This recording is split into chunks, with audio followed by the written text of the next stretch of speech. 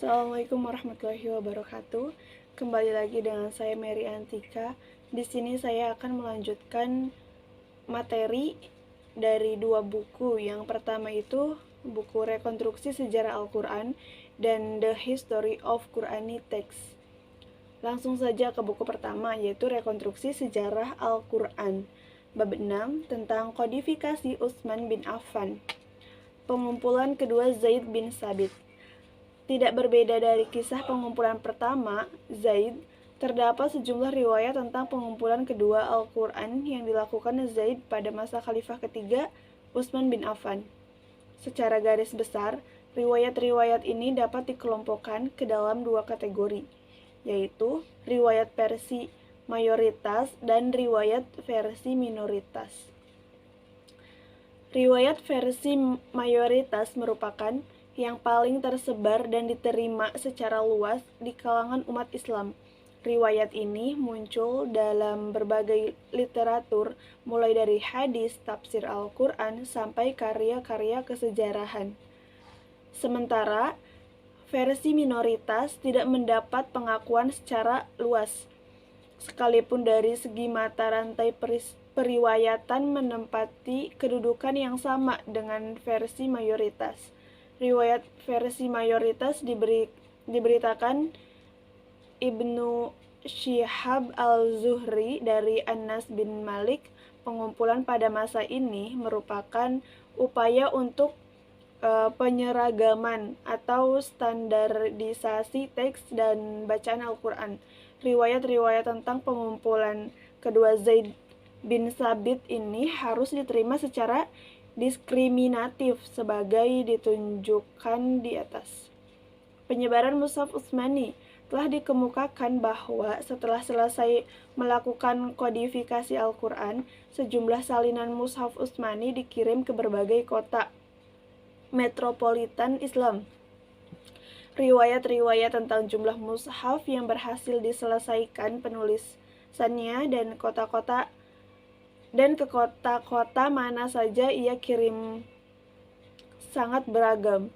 Menurut pandangan yang diterima secara luas, satu mushaf Al-Quran disimpan di Madinah dan 3 lainnya dikirim ke Kufah, Basrah, dan Damaskus.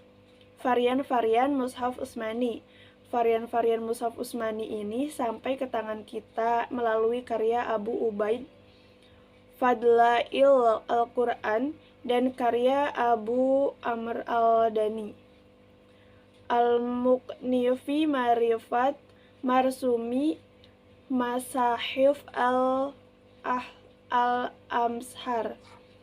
Daftar varian yang diungkapkan dalam kedua karya ini pada prinsipnya saling menguatkan, sehingga memperkuat derajat kepercayaan terhadap kandungannya. Mushaf yang paling awal adalah Mushaf Madinah. Dari mushaf inilah disalin Mushaf Damaskus dan Basrah. Sementara dari Mushaf Basrah lah disalin Mushaf Kufah.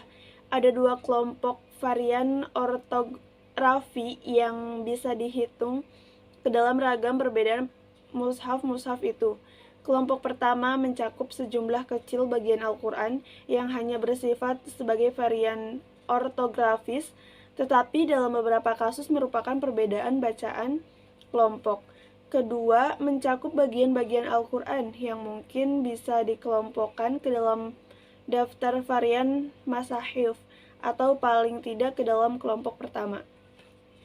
Karakteristik Mushaf Utsmani. Hanya di 2 tempat dalam Mushaf Utsmani, prinsip ini terlihat menyimpang secara radikal dalam aplikasinya.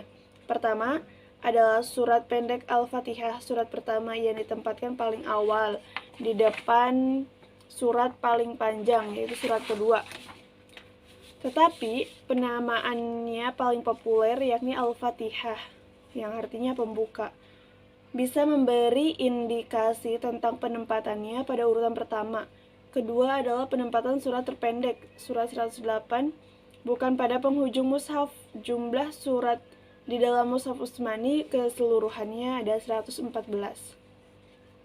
Bab 7 yaitu tentang otensitas dan integritas Mushaf Utsmani. Hadis dan integritas Mushaf Utsmani. Mushaf Utsmani secara doktrinal dipandang telah mencakup keseluruhan wahyu ilahi yang diterima Muhammad, yang semestinya dimasukkan ke dalam kompilasi tersebut. Tetapi sejumlah riwayat yang sampai ke tangan kita dewasa ini juga memberikan eksistensi sejumlah wahyu lainnya yang tidak terekam secara tertulis di dalamnya. Material-material ekstra Quranik ini sebagian besarnya dikemukakan dalam bahasa panjang lebar para ulama tentang nasikh mansukh, sebagaimana lagi direkam dalam kumpulan hadis qudsi yang sejak awal Islam telah dipandang sebagai bukan bagian Al-Quran, sekalipun sama-sama bersumber dari Tuhan. Dalam tradisi Islam, perbedaan teknis antara hadis qudsi dan Al-Quran telah dielaborasi sedemikian rupa. Skeptisisme sekte Islam terhadap Mushaf Utsmani. Di dalam dunia Islam sendiri muncul keraguan di kalangan sekte-sekte tertentu terhadap integritas Mushaf Utsmani. Skeptisisme semacam ini pada faktanya tidak dipijakan pada kritik historis atau kajian ilmiah yang mendalam tentangnya, tetapi lebih bertumpu pada prasangka dogmatis atau etis. Jadi sekelompok Mu'tazilah yang soleh mengemukakan keraguan mereka terhadap bagian-bagian tertentu Al-Quran yang berisi hujatan-hujatan kepada musuh-musuh Nabi sebagai non-ilahiyah, dan dengan demikian bukan merupakan bagian integral kitab suci tersebut. Berbeda dengan kecenderungan di atas yang mempermasalahkan penambahan-penambahan di dalam Mushaf Utsmani, kalangan tersebut dalam sekte Syiah menuduh bahwa Utsman telah menggantikan dan tidak mencakupkan ke dalam kodifikasinya sejumlah besar bagian Al-Quran, baik dalam bentuk surat, ayat, dan bahkan kata-kata tertentu. Otensitas dan integritas Mushaf Utsmani dalam pandangan Barat. Kajian-kajian modern tentang Al-Quran di kalangan sarjana Barat dalam kenyataannya belum memunculkan masalah serius sehubungan dengan keaslian dan integritas Al-Quran yang ada di tangan kita dewasa ini. Sarjana Barat pertama yang secara ilmiah mengemukakan dugaan kepalsuan bagian tertentu Al-Quran adalah orientalis asal Prancis, Sylvestre de Sacy. Ia meragukan keaslian surat ketiga ayat 114 yang berbicara tentang kemungkinan wafatnya Nabi. Dalam riwayat terkenal dikatakan bahwa ayat inilah yang dikutip Abu Bakar ketika Umar menolak berita mengenai wafatnya Nabi yang baru saja terjadi. Buku selanjutnya yaitu The History of Quranic Texts. Pada bab 7 itu membahas Mushaf Utsmani. Yang pertama, sikap Utsman terhadap perselisihan bacaan.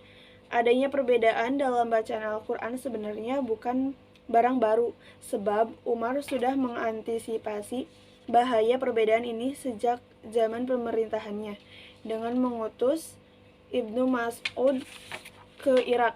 Setelah Umar diberitahukan bahwa dia mengajarkan Al-Quran dalam dialek Hudhaifah bin Al-Yaman mengingatkan khalifah pada tahun 25 Hijriah, dan pada tahun itu juga Utsman menyelesaikan masalah perbedaan yang ada sampai tuntas. Beliau mengumpulkan umat Islam dan menerangkan masalah perbedaan dalam bacaan Al-Quran sekaligus meminta pendapat mereka tentang bacaan dalam beberapa dialek.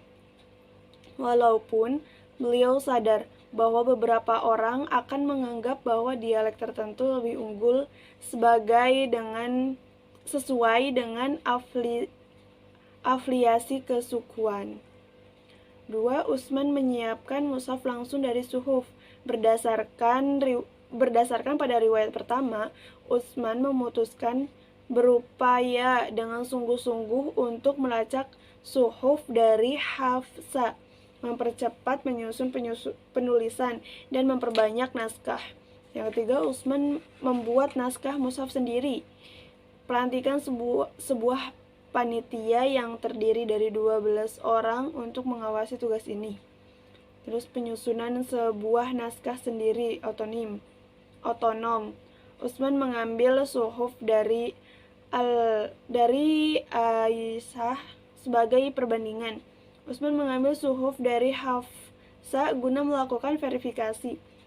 Seseorang bisa jadi keheran-heranan mengapa Khalifah Utsman bersusah payah mengumpulkan naskah tersendiri atau otonom, sedang akhirnya juga dibandingkan dengan suhuf juga.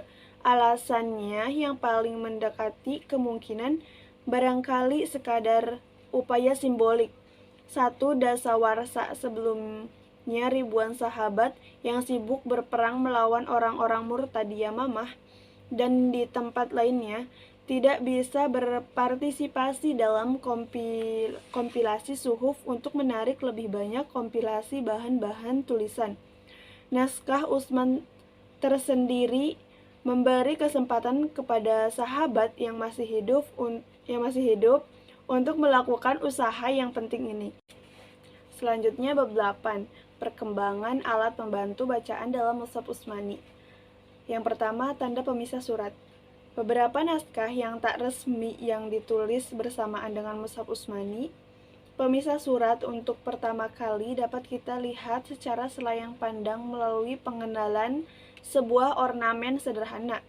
Biasanya ungkapan kalimat khat itu yang selalu tampak tertulis. Yang kedua, pemisah ayat. Mushaf Samarkand juga dikenal dengan mushaf Taskent dinisbatkan ke Utsmani, yakni bahwa kemungkinan ia merupakan kopian dari aslinya. Nampaknya mushaf tersebut ditulis oleh beberapa tangan yang diantaranya menghapus pemisah-pemisah ayat. Sebelumnya, pemisah ayat yang panjang disisipkan. Tidak tampak adanya penggunaan cara tertentu yang ditetapkan. Setiap penulis bebas menggunakan pilihan sendiri. Kesimpulan, dalam bab yang lalu kita telah menjelaskan sikap kepedulian Al-Hajjah dalam pencarian letak 1/3, 1/4, dan 1/7 Al-Quran. Tidak lama kemudian, sekitar abad pertama Hijriyah, mushaf dikelompokkan ke dalam 7 bagian yang disebut manazil. Pengelompokan ini sengaja dibuat untuk orang yang hendak menyelesaikan bacaan seluruh mushaf dalam waktu 1 minggu. Pada abad ketiga Hijriyah, muncul kesimpulan lain yang mengelompokkan Al-Quran ke dalam 30 bagian.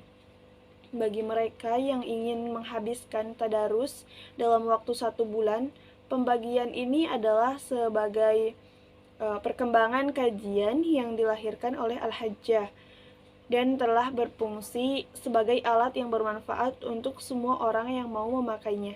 Bermacam-macam batasan, seperti menggunakan tinta emas dan perkembangan yang lainnya, sudah digunakan menurut selera kemampuan setiap penulis. Tetapi, ini semua hanya seni, tidak seperti pemisah surat dan ayat betul-betul merupakan alat bantu yang tidak akan kita bedah di sini. Banyak lagi ayat bantu lainnya dalam bentuk titik dan tanda diaktrikal atau di atas dan di bawah, dan ini memengaruhi terhadap sistem pengajaran Al-Quran untuk orang bukan Arab di seluruh dunia Islam.